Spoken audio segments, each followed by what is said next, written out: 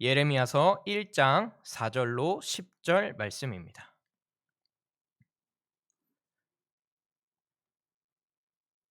한 절씩 교독하시고 마지막 절은 함께 읽겠습니다. 여호와의 말씀이 내게 임하니라 이르시되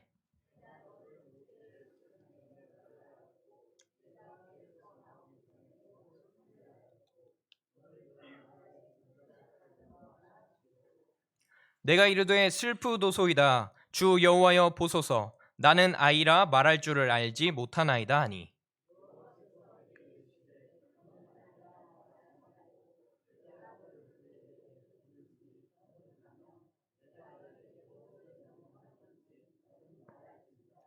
너는 그들 때문에 두려워하지 말라 내가 너와 함께하여 너를 구원하리라 나 여호와의 말이니라 하고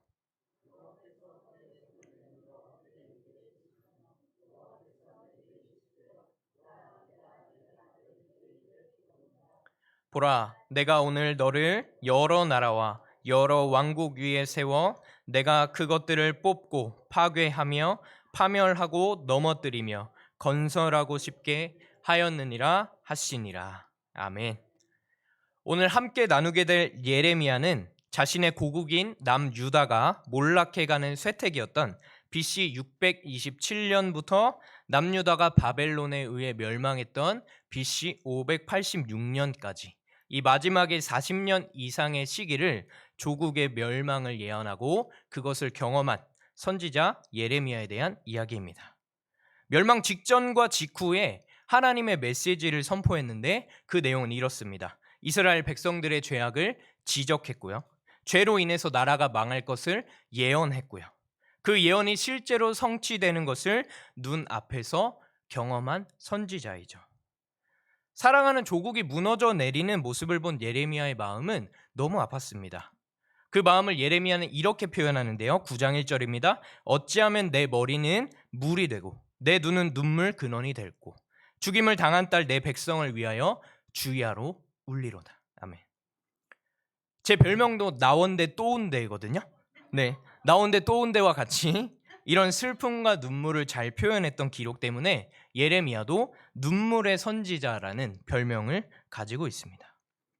예레미야는 또한 동족의 죄를 지적하고 회개를 선포하며 멸망을 예언했기 때문에요. 많은 동족들로부터 핍박을 당하기도 했습니다. 예레미야 20장 2절에 보면 제사장으로부터 폭행을 당하고 고문을 당하기도 합니다. 38장 6절에 보면요. 진흙탕에 빠지기도 했습니다. 26장 7절 8절에서는 제사장들, 선지자들, 모든 동족의 백성들에게 너는 반드시 죽고 말 거야 라는 핍박과 협박을 당하기도 했었죠. 그리고 또 한 가지 예레미야는 유다의 임할 재앙을 상징하는 의미로 이것마저도 못하게 되었는데요. 16장 2절을 함께 읽겠습니다. 너는 이 땅에서 아내를 맞이하지 말며 자녀를 두지 말지니라. 헉, 아내를 맞이하지 말고 결혼을 하지 말라고 합니다.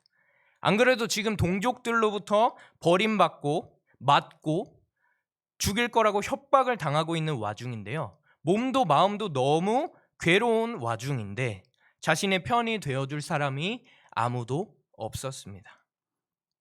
지난 한 주 저도 아내가 없었다면 굉장히 버티기 어려웠을 거예요. 그런데 그것과 마찬가지로 예레미야에게도 아내가 없었기 때문에 예레미야에게 임했던 고통도 참 컸을 겁니다. 이렇게 고통의 길, 어려운 길을 걸어가야 했던 예레미야.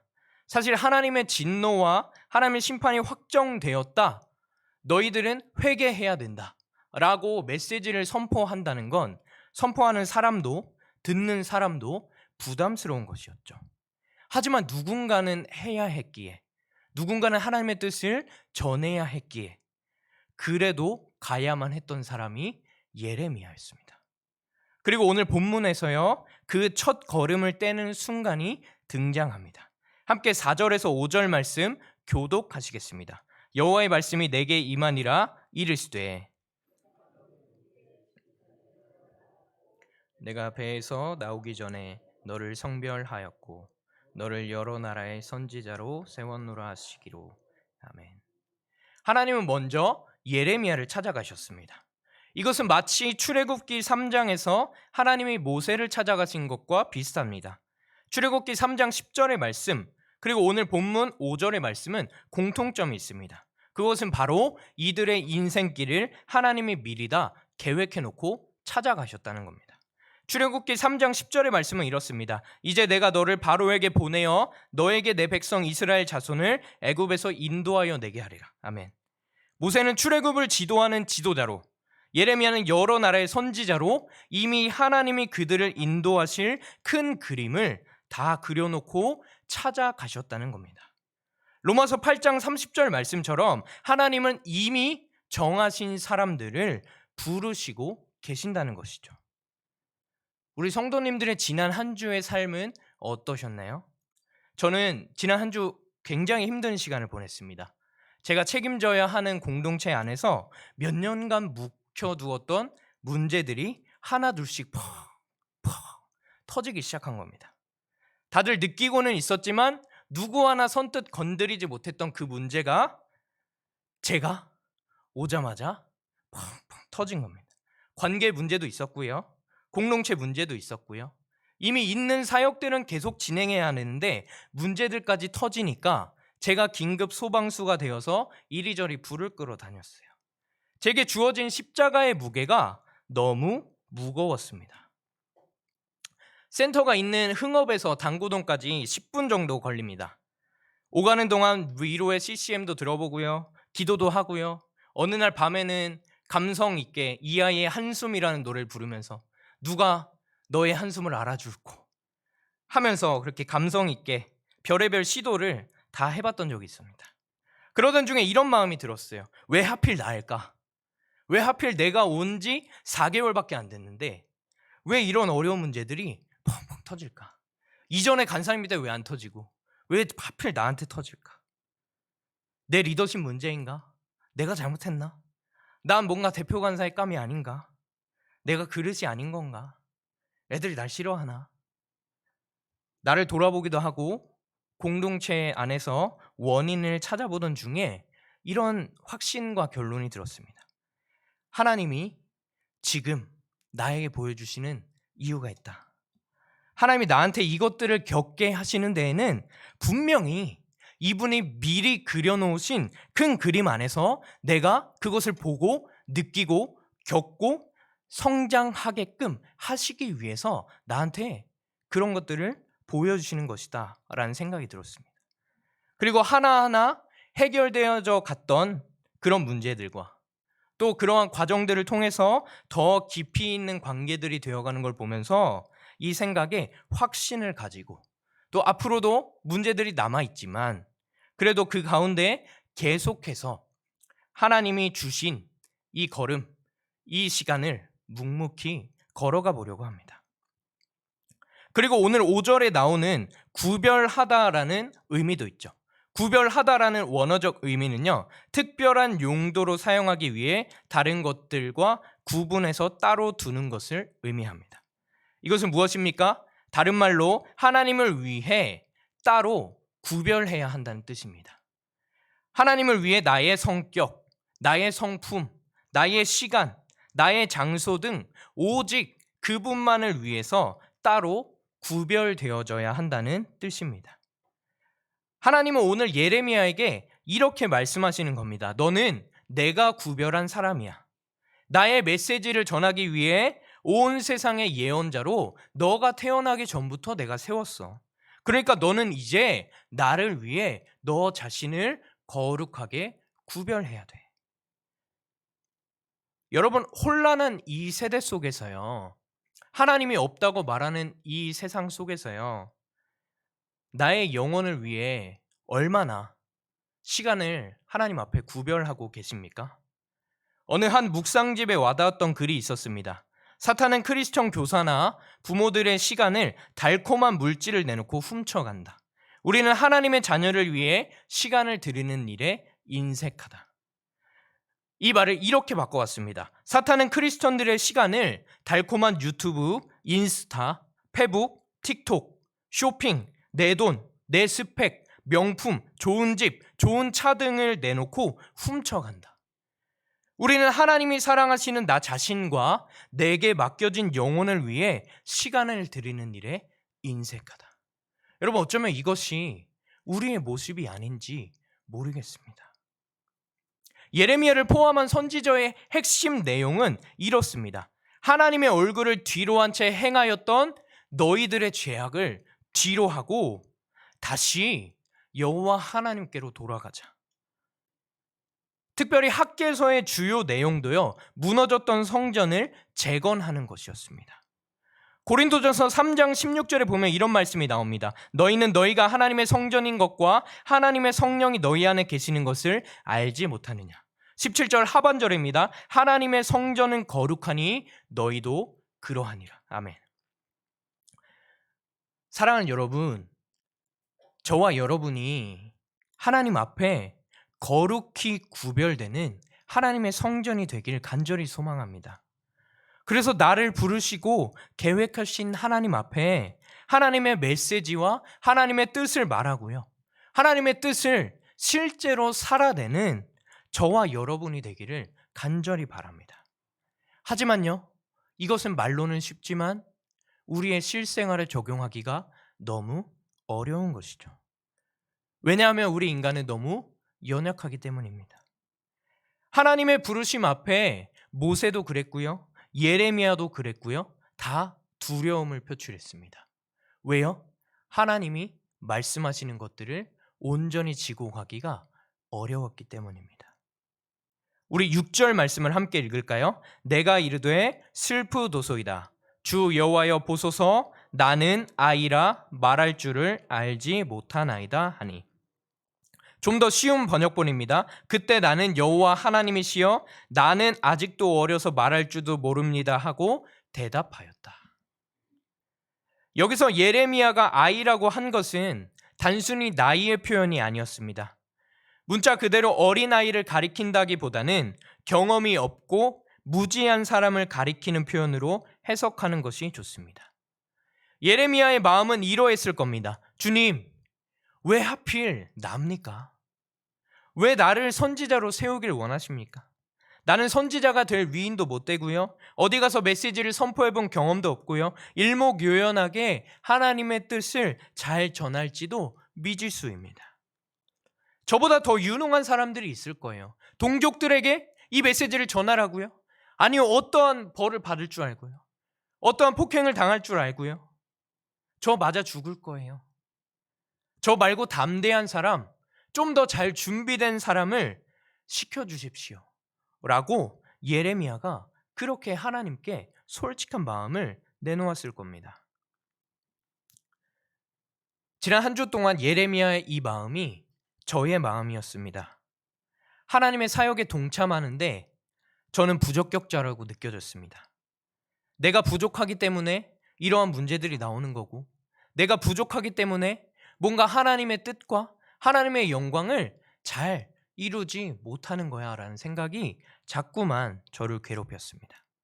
하나님이 부르신 그 부르심 앞에 순종한다는 것이 되게 무거웠습니다. 다른 준비된 사람이, 나보다 훨씬 더 준비된 사람이 이 자리에 왔으면 얼마나 좋았을까, 이 마음이 솔직한 저의 마음이었습니다.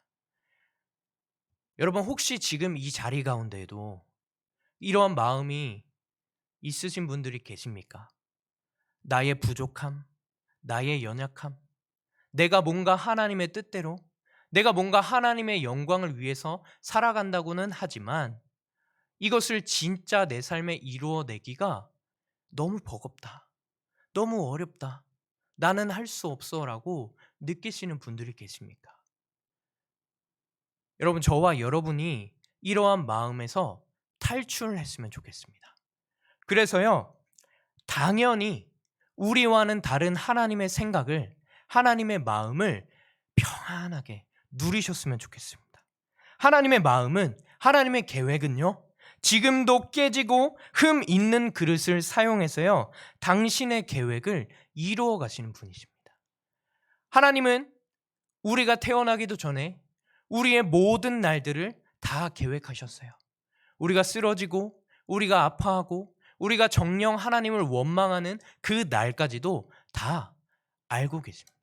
그리고 그 날들에 하나님께 더 가까이 나오기를 원하셨어요.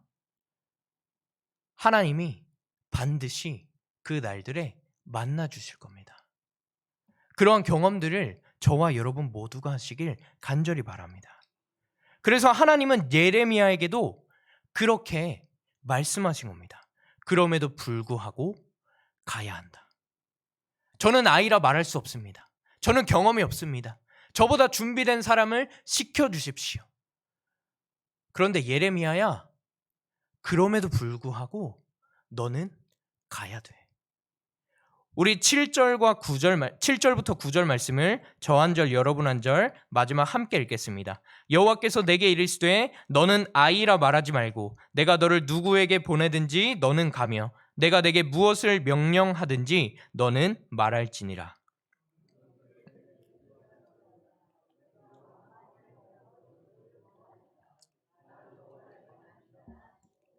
여호와께서 그의 손을 내밀어 내 입에 대시며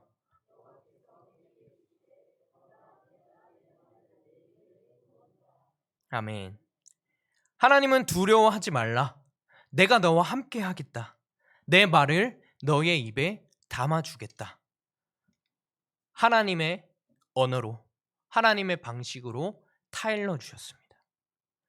예레미야는 지금 조국의 왕들, 통치자들 앞에서 요즘 시대로는 대통령과 국회의원들, 또 어르신 목사님들 앞에서 이것이 하나님의 뜻이래요. 여러분들이 지금 죄를 행했습니다. 여러분을 지금 회개하지 않으면 하나님이 망하게 하실 겁니다. 이 나라는 여러분의 회개하지 않은 것 때문에 망할 겁니다. 라고 외쳐야 하는 그 두려운 상황이었습니다. 그런데요, 너무 감사하게도요, 그 두려운 예레미야의 마음을 하나님이 알아주셨습니다. 그 두려운 예레미야의 마음에 하나님이 찾아와 주셨습니다. 여러분, 김성근 전 프로야구 감독을 아십니까? 이분이 쓴 리더는 사람을 버리지 않는다라는 책에 한 대목이 있었습니다. 리더는 선수들의 마음을 읽어야 한다. 항상 야구를 생각하고 그 선수를 생각하며 마음을 읽어야 한다. 그래도 읽힐까 말까다. 하지만 마음을 제대로 읽지 못하면 절대 믿음이 안 생긴다. 리더가 선수의 마음을 모르는데 어떻게 선수가 리더에게 신뢰를 주겠나? 나는 그런 게 아버지와 자식 간의 마음이라고 생각한다. 이 감독을 둘러싼 논란들도 있긴 했지만요. 그런데 이 책에서 이 대목은 제게 울림을 주었습니다. 한 예로요. 경기를 항상 이기던 투수가요. 3점 차로 이기고 있던 9회 말에 경기에 등판했다고 합니다. 그런데 그날 역전패를 당했습니다. 몇 년에 한 번 있는 이 선수의 패배였습니다. 그 투수가 상심해 있을 것을 알고 선수를 불러서 이 감독은 작은 봉투를 건네며 괜찮다고 맛있는 거 먹고 다시 힘내자고 격려했다고 합니다. 여러분, 사람인 김성근 감독도 이렇게 선수들의 마음을 읽어주기 위해서 노력하는데요. 하물며 나를 지으시고 나를 가장 많이 아시는 하나님께서 우리의 마음을요 100번이고 1000번이고 읽어주시고 이해하시지 않으시겠습니까? 우리 하나님이 나의 두렵고 무섭고 기쁘고 슬픈 마음을 100번이고 1000번이고 이해해 주시지 않겠습니까? 이 하나님이 우리의 하나님이어서 너무 감사한 것이죠. 여러분, 제가 어렸을 때 저희 어머니께 많이 들었던 말이에요. 예를 들어서 엄마가 홍삼 액이나 쌍화탕 같은 것을 먹으라고 하세요. 어린 아이들은 대부분 먹기 싫어하죠. 그리고 한 입 먹고 뱉어버리고 맛없어 이렇게 합니다. 그때 엄마가 이러시죠. 등을 찰싹 대고, 야, 엄마가 너한테 안 좋은 거 주겠니? 이렇게 엄마가 말씀하시는 거죠. 그쵸? 안 좋은 거 주실 리가 없죠. 그래서 억지로 다 먹었던 기억들이 있습니다. 여러분, 우리 하나님도요, 우리에게 안 좋은 것을 주시는 하나님이 아니시죠. 나에게 나아가라고 하시는 이 세상이, 나에게 나아가라고 하시는 이 가정이, 나에게 나아가라고 하시는 학교가, 나에게 나아가라고 하시는 직장이, 내가 맺어야 할 관계들이 내게 해롭기만 한 것은 아니기에 가라고 하시는 것이죠. 하나님은 부르신 곳에서 내가 나아갈 때요, 좋은 것들을 주시려고 입을 벌리라고 하십니다. 입을 벌리고 그것을 먹을 때 우리 인생에서 좀 쓸 수도 있죠. 한번 경험하고 그것을 뱉어버릴 수도 있습니다. 더 이상 소화하지 못하겠다고 포기할 때도 있습니다. 하지만 내가 더 이상 할 수 없다고 여겨지는 그 시점이 하나님의 능력의 시장임을 새기면 좋겠습니다. 하나님은 두려운 우리의 마음을 읽어주십니다. 하나님은 더 이상 할 수 없다 말하는 우리의 말을 들어주십니다. 오늘 너무 지쳐서 내가 더는 나아갈 수 없어라고 말하는 그 순간조차도 나의 마음과 나의 말을 다 알아주시는 것이죠. 그리고 내게 이렇게 말씀하십니다. 내가 늘 너와 함께하며 보호해 주겠다. 그러면서 하나님은 다시 그 자리에서 회복시키시고 나아갈 힘과 사명을 주십니다. 9절 세번역 성경입니다. 그런 다음에 주님께서 손을 내밀어 내 입에 대시고 내게 말씀하셨다. 내가 내 말을 너의 입에 맡긴다. 아멘. 8절에서 위로와 격려를 주셨던 하나님이 그런 다음에요, 예레미야가 전할 메시지를 맡기셨습니다. 예레미야에게 나아갈 사명을 주셨습니다. 먼저 예레미야를 회복시키시고요. 먼저 예레미야를 위로하시고요. 예레미야에게 너는 할 수 있다라고 말씀해 주신 그 하나님이 그런 다음에 예레미야에게 나아갈 사명을 구체적으로 말씀해 주십니다. 우리 동부교회 2024년 표이지 않습니까? 주여 치유하게 하소서. 우리 마음에, 우리 삶의 어려움들을 치유하시는 하나님을 우리가 먼저 경험하면 좋겠습니다. 그리고 그 하나님을 힘입어서 우리의 마음이, 우리의 생각이, 우리의 삶이 치유되었을 때 하나님의 사명을 정말 하나님 붙들고 이루어 나가시는 저와 여러분이 되었으면 좋겠습니다. 회복의 과정은 반드시 하나님이 이루어 주실 것입니다. 하나님이 인도해 주실 것입니다. 그리고 하나님께서 회복시키시고요, 우리로 하여금 하나님의 삶의 자리로 나아가도록 인도해 주실 겁니다. 여러분, 그런데요, 우리는 모두가 알고 있죠. 이것이 말로는 쉽다라는 걸 우리 모두 다 알고 있습니다. 예레미야도 선지자이기 때문에 뭔가 하나님의 뜻과 하나님의 메시지를 잘 전했을 거야. 뭔가 마음이 괜찮았을 거야. 핍박을 당해도 오히려 강건하게 나아갔을 거야 라고 생각하시면 큰 오산이죠. 예레미야도 하나님 앞에 고통을 호소할 때가 있었습니다.